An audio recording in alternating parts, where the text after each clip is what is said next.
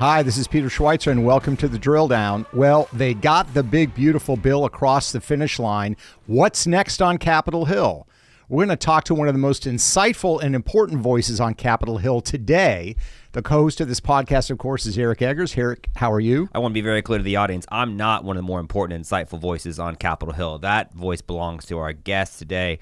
He is a rising star, not just, I would say, within the Republican Party, but within Congress and the United States political scene in general.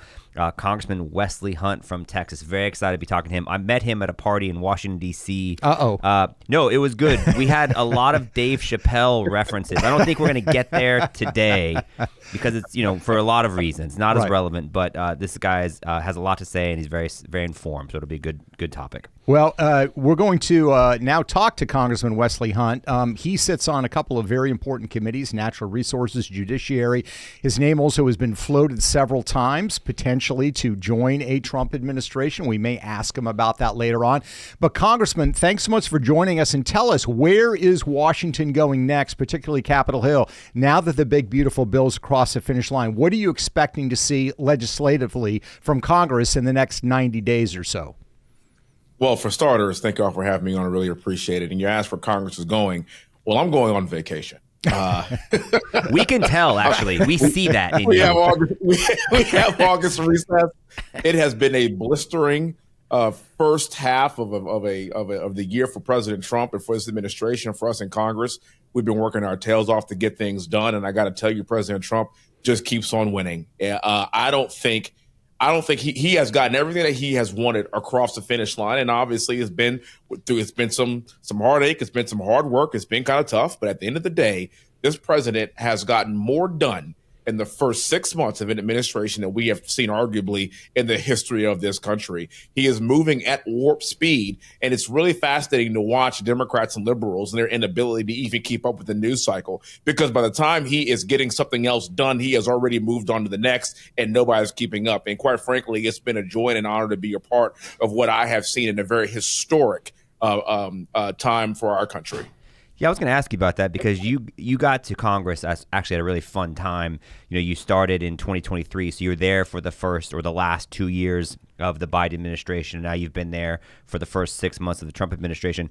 You're in Texas. Obviously, the border and immigration control is a massive issue. What are you seeing, both in terms of from a governance standpoint and as just a Texas resident standpoint, the biggest difference? We're seeing the stats about San Diego's arrests are 400% up. Grand Rapids, Michigan's got 154% more arrests this time than they did last year. So the numbers are on the board, but how does that sort of impact what I think your constituents and what you're hearing? Well, this is, promises made, promises kept. And I'll also tell you real quick, the stark difference that we've seen the last president, President Biden and President Trump. One thing I can assure you is that there is no auto pen. President Trump is proudly signing everything that comes across his desk, which is a very different and far cry from what we saw just a couple of years ago. But again, securing the border is something that President Trump went on. This is something that's very important. It's near and dear to our hearts right here, right in Texas for me. And I got to tell you that people are very happy with what we are seeing. This is not about xenophobia. This is not about racism. This is about drilling down to whether or not we are Americans or not. And the number one job for the federal government is to keep our citizens safe. And so you talk about these arrests being up and crime being down holistically. This is exactly what President Trump ran on, and it happened in the first 6 months of his presidency. And when I say promises made, promises kept, I recall just a couple of years ago that Democrats were clamoring about how we had to pass more laws and more legislation in order to secure our southern border. And within a stroke of a pen and a few weeks later, our border was fixed. Abracadabra.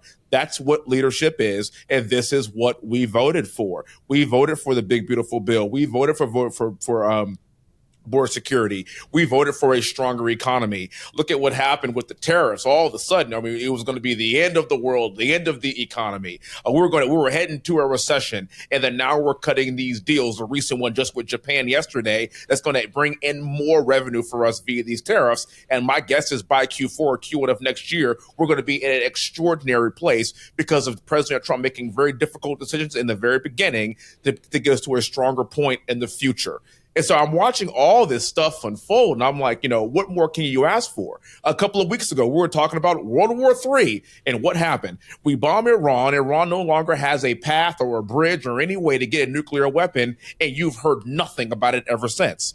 This is the kind of leadership that we voted for. This is exactly what we need. President Trump won Texas by 14 points. Well, look, I mean, I think he is delivering on what he ran on. I was the first person in the country to endorse his second run, and I look at that endorsement and I stand by it proudly. I feel like I'm a soothsayer. I feel like I kind of know it all now, but I feel like somebody that has been a part of this ride, been able to campaign with President Trump, been in the trenches with him, traveled around with him, spoke at multiple rallies with him, and to be on this side of it, supporting him in the halls of Congress is absolutely breathtaking. I can't imagine. I can't imagine how my life would be without this. It's like living a fever dream every single day. And now it's time for some vacation.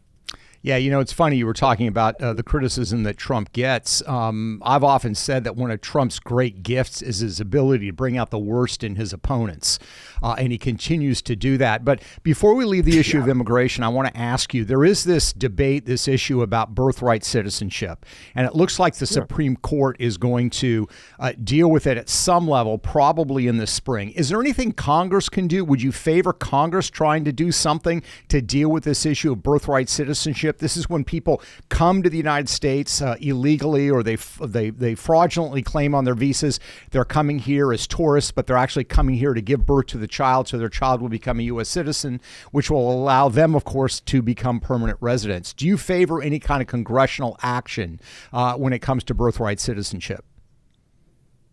Of course I do, and I spoke about this in a House Judiciary Committee meeting that went very well. A little bit of history on me. My great-great-grandfather was a slave. My great-great-grandfather was born on Rosedown Plantation, about 30 miles north of Baton Rouge, Louisiana. And so when you think about my ancestry and how I went from literally a great-great-grandfather who was a slave to his great-great-grandson, who is a United States congressman in a white majority district that President Trump would have won by 25 points, it's a testament to the history of this country. But when you think about the slaves in my background, that basically this is why birthright citizenship was created for them. And then you think about people that are coming into this country, having children, and then they get the same rights as those that work the land in this country as slaves, getting the exact same rights. I can assure you that that is not what the founding fathers intended. And I speak very strongly about this because there are also a lot of people that come to this country and they work their tails off. They want to become citizens. I mean, if you ever go to a naturalization, into a citizenship a ceremony, it'll bring tears to your eyes. I mean, these people have wanted to become a part of this country from all walks of life, all different colors and creeds for generations. And so now when you tell me that somebody gets to literally illegally walk across the border, have a child here, and then walk back, that's not what's intended. And don't let Democrats lie to you. You know, they then want to call us xenophobic, and then they want to say, well, we don't want this to be a melon pot. That's a bunch of crap, okay? Because what I do know is that our party wants people here. We want hardworking, tax-paying Americans here, but you have to do it the right way. And what they are doing is they're flooding our country with illegal immigrants to the tune of 20 million, maybe more over the course of the past 4 years. And then now this is us reacting and doing something about it. And so what I say to people that don't agree with this, get over it. This is how countries work. And no other country in the world operates like this, by the way. I spent time in Saudi Arabia as a diplomatic liaison officer. I had to have a diplomatic passport just to enter Saudi airspace. Under no circumstance would any civilized country today allow 20 million people to enter their country illegally, and then we do nothing about it. It's absolute insanity. So this is us correcting the ship. This is our country having the intestinal fortitude, as we say in the military, to be strong and to fight against communism and these liberal nut jobs that, quite frankly, want to see the demise of our country. Not only do we not do anything about it, we actually do something about it. To offer you a mild correction, we give them a check. I mean, this has been a thing that that you've been pushing on for some time, and that's one of the reasons why we want to talk to you today. You've been aggressively going after Tim Walz in Minnesota and Kathy Hochul in New York. You've got 1.4 million non-citizens getting Medicaid. There's saying it's a similar number that's receiving food stamp benefits, although you've got data that shows, $4.2 billion worth of food stamp benefits are going to non-citizens. So I guess where does the conversation need to go? Because it's not just about securing the border. It's about taking the people who are here now and getting them off of the taxpayer dole. How have those states responded to you, and what tools do you have at your disposal to try to ensure integrity of programs that were intended for American citizens and not people who came in the wrong way? Correct. Well, this is how we strengthen Medicaid, by making sure that Medicaid goes to people that actually want to get up and work, like get up, put clothes on, go get a job, and then work, and then you earn these benefits, which is what it was intended to do. And then also, if you are an illegal immigrant, under no circumstances should you be getting Medicaid benefits. These are for American citizens. You bring up the number 1.4 million people. That's absurd. Not a single solitary non-citizen should be getting these kinds of benefits, because every illegal immigrant that gets Medicaid is a United States citizen that is not getting Medicaid. Let's put that in perspective here. If you are somebody that's like us, that are paying into a system that's for our citizens, that's for the greater good, it's for our fellow Americans, and then to watch our hard-earned tax-paying dollars go to somebody who has no business being here in the first place because they are in fact here illegally, what kind of message does that send to our children? What kind of message does that send to our future? What kind of message does that send to other places around the world as a country? Again, no other country would operate like that. Millions of people getting tax-paying dollars that have no business being in this country in the first place. And so the reason why I've pushed back very strongly on this is because I am a proud American. I do respect people that do need Medicaid. I do understand that there are families that are going through hardships, but it's got to be our fellow Americans. And the one thing I do love about President Trump's moniker about being America first, this is exactly what he is talking about, putting the American taxpayer first. And again, if you don't like that, then that means you want us to play second fiddle. But I did not fight for this country to play second fiddle. We will put our citizens first, and anybody that is illegal should not be getting Medicaid from the taxpayer. End of discussion. If you've noticed, this is happening in liberal states, and you have all these people that are also voting in our elections. So we have millions of people that are voting in our elections that are here illegally, and they're getting our benefits. That's just the wrong answer, and it's time for us again to right this ship. So we're talking to Congressman Wesley Hunt. One of the committees you serve on, Congressman, is the Judiciary Committee. Your colleagues on the House Oversight Committee have subpoenaed Ghislaine Maxwell, the partner, as it were, of Jeffrey Epstein. And it looks like she is going to be testifying. I don't know if it's going to be public. I don't know what the exact arrangement's going to be. What would you ask Ms. Maxwell, and what is your view overall on the Jeffrey Epstein saga? I think people are skeptical. The fact that DOJ says there's nothing there, I think that skepticism is healthy and good in the sense that, you know, people have been lied to repeatedly by previous administrations, so they're distrustful for just take our word for it kind of statements. Where is the Maxwell saga going, and what would you ask Ms. Maxwell herself? Well, again, I really refer to the president on this, and President Trump has had the most transparent presidency that we have seen arguably in the history of this country. Keep in mind, President Trump was right about the Russia hoax, and lately he has been right about the terrorists. He was right about the borders. Man, he has a hat that says "I've been right about everything." In my opinion, we have to let the cake we have to let the cake bake and not panic, because President Trump is operating in our best interest. And it's my understanding as well that we have to protect the victims of this Epstein scandal. Number one, protect their names, protect their identities. And so we have to be very, very cautious with how we release this information. Look, I have two little girls at my house. I have a 2-year-old little boy. I have a 6-year-old little girl, a 4-year-old little girl, a 2-year-old little boy. If anybody harms my children in that manner, I will rip out their thorax and feed it to them, because that is wrong. There's a special place in hell for people that abuse children. So under no circumstances is our party the party of human trafficking, and we're sympathizing with Epstein. We have to be careful with the truth and make sure that the world sees exactly what happened and do it in a manner that's fair and also protects the victims. Under no circumstances would I call President Trump a sympathizer under any circumstances of these criminals and of these people that are abusing young people and abusing children and child trafficking and human trafficking. That's something that we do not stand for, but we also got to stand for the truth. And so if she does come in town and she is questioned, again, I think we're going to have to get to the bottom of some of the weird stuff that went on. But keep in mind, a lot of this weird cabal that went on, it's the left. It's actually Hollywood CEOs. It's actually people that they have been hiding this for years. I find it really funny that we're talking about Epstein right now. But what about the previous 4 years under Biden? Nothing. What about Obama? Nothing. And then now all of a sudden, this is now the forefront of the news because people have a really bad case of Trump derangement syndrome. And I will end with this. For those that think that President Trump was on that flight or on Epstein Island, let me tell you, we would already know about it. We would have known about it before the first time that he ran. So let's be clear about something. President Trump had very little or nothing to do with that because we would absolutely already know about it because they had been attacking this man ever since he came into the political sphere and ever since he became the president, not once, but twice. So again, I always say, let the cake bake, don't panic. And when the truth comes out, we will all look back and we will say, well, damn, he was right again.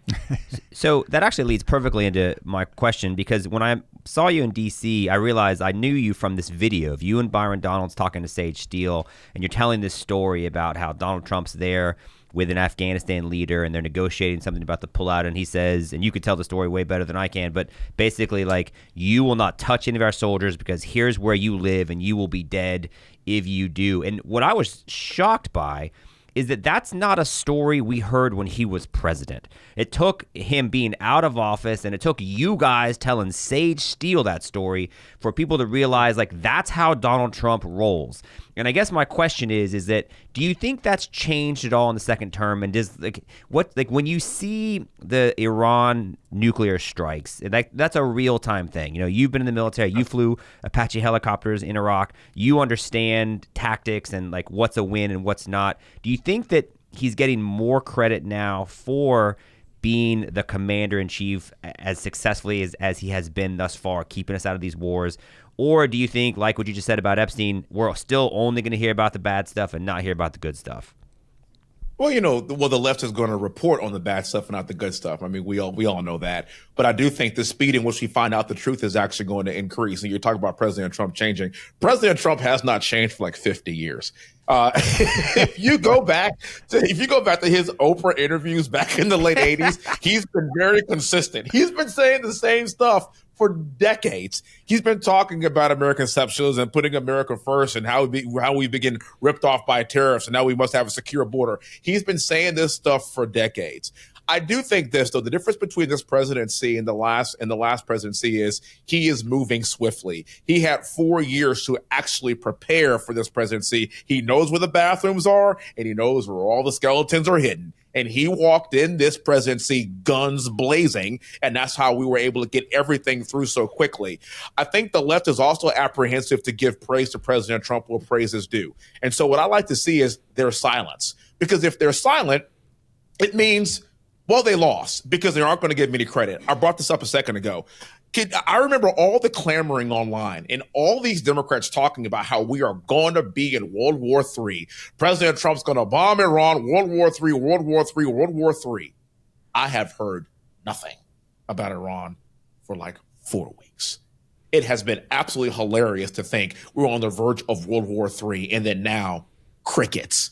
And that's how you know that he is doing the right thing. And I believe it's going to be the same thing with this Epstein issue. I believe it's going to be the same thing as we saw with the border issue, the same thing as we saw with the tariff issue. They are going to panic because they realize that they are completely rudderless and they have nothing to run on but to be an anti-Trump party. Well, guess what? In America, you can't run against someone. You have to run for something.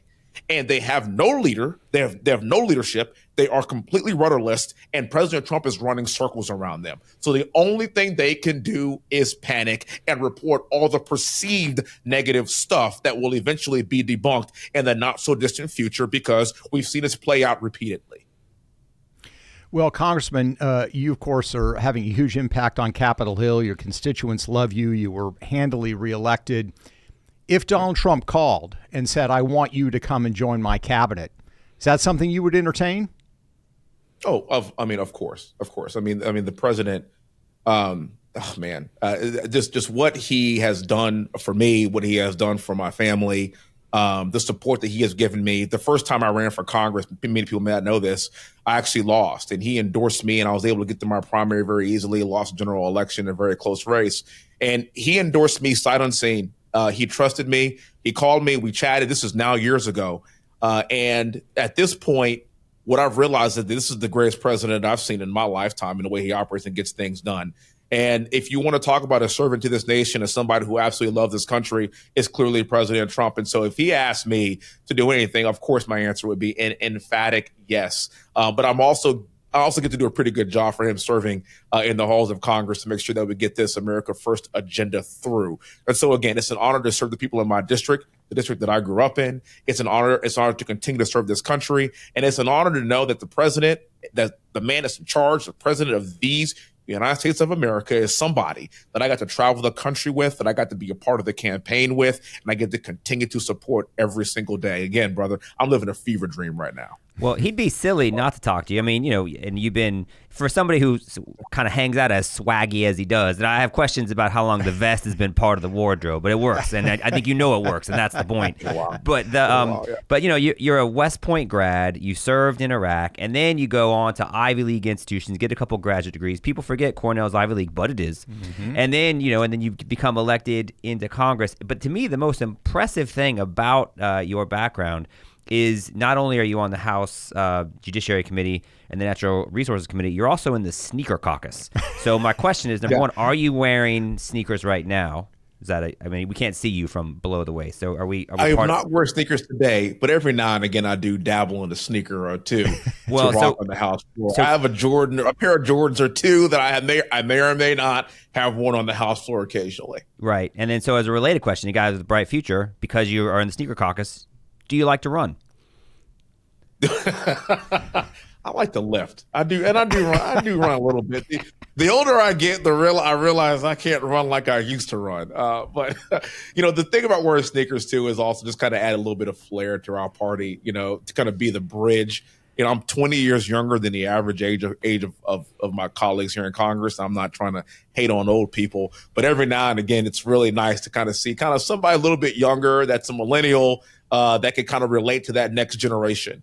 And I'm also very, very proud of my team here that does a very good job with our social media. I think we have the best social media in the entire country. And that's because I have 3 people that work for me that are absolutely outstanding. They get up in the morning, that put their nose to the grindstone. And because we understand how messaging works, how messaging is going to work for the future. And so to be able to tie some sneakers and some Jordans in with that, it's kind of a fun thing that we do. But really, we're looking to lead this next generation to conservatism. And that's kind of the whole point and what my mission is. I'm not doing this job forever.